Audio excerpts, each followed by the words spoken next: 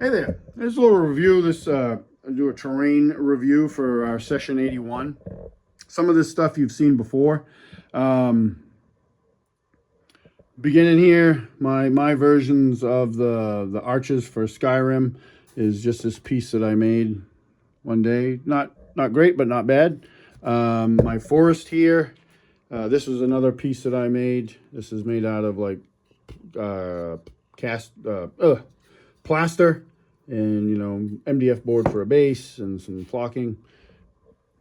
The trees and icy rocks and stuff, that's from Monster Fight Club. Really cool stuff. I got these rocks just this week, like before the session, because I just needed some stuff for the front, and that stuff worked pretty good.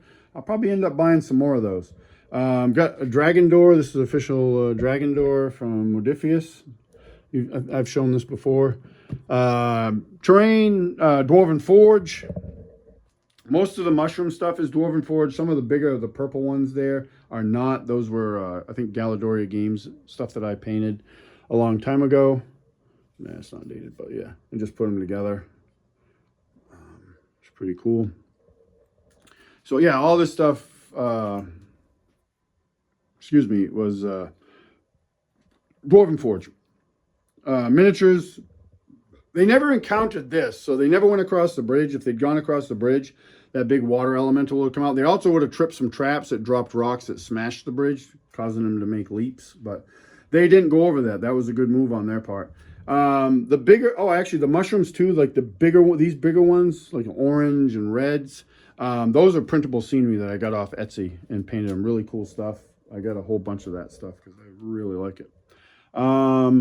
These statues, I've used these before, but these are a combination of Reaper Bones miniature and some Hearst art stuff for the bases that I painted up just as statues.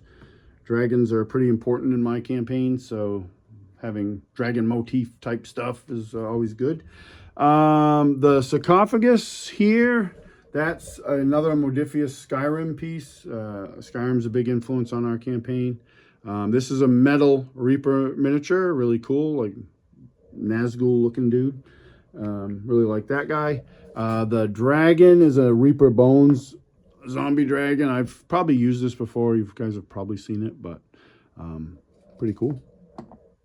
Dragon wall over there is a Modiphius piece that I bought. Resin. Terrain, all Dwarven Forge. Even the little treasure piles next to the dragon wall. So the rest of the stuff, like what you didn't see, if you watched the recap, which is long, I apologize. I'll come over on the other side. What was going to happen too is if they came down this way, they would have tripped, or possibly, if Cosmo wasn't on his game, they would have tripped a trap right here, and this flame thing would have gone off. Again, this is Dwarven Forge. It magnetized to the side. They come down through here. It comes in here. I don't know who makes, excuse me, like these sarcophagus. I got them off Etsy. They're like 3D printed resins. And the miniatures are Reaper Bones miniatures, like more like Wraith / Nazgul looking guys. They would have, like these Wraiths would have come alive. And there's some other official Skyrim sarcophagus in the second room there. That would have happened. They would have passed through this way. We would have got a couple fire elementals this time, which would have been probably a really tough encounter. These are real simple. Like if you're looking for fire elementals, these Reaper ones are nice. They're plastic, but they come this color. So I didn't bother to paint them. You could paint these. My buddy Matt has actually painted some, and they look great. I just didn't bother.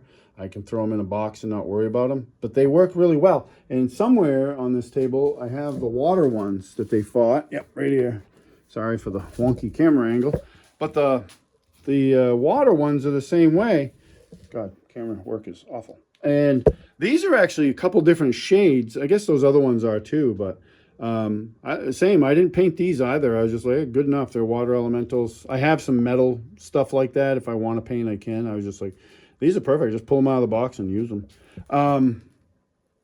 Getting past that room, they could come into this room. And this room would have had this guy in it. I don't remember where I got this. This is from some WizKids set, but it's a ghost. I needed a ghost.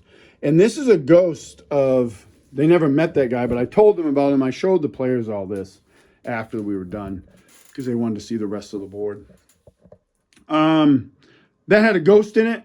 He was actually an Eldani wizard, and he is the one that made the Horn of Draco for Zoran Nath. And he could have given them, you know, some more information in history. If they didn't come in and attack him, he wouldn't have attacked them. So they could have learned some stuff from him. But they never got over to this side, and they got the hell out of here once they defeated Zoran Nath and his dragon, undead dragon. So, yeah, that was the terrain. That was the setup. It was a fun build. Went together pretty quick as far as builds go. I mean, I say that. It took me a day or two to get it fully assembled to where I liked it. And as I said in the recap video, if you watched all that, the part with the mushrooms that they went through was everybody, and myself included, favorite part of this board. Like, that was a really fun encounter. So that was a lot of fun, a lot of improv, and just something very different than a straight up combat encounter, which was always fun to try to work in. But yeah, that's the terrain. If you've got any questions, comments, fire them away. I'd love to hear from you, and I'll catch you at the next one. Thanks.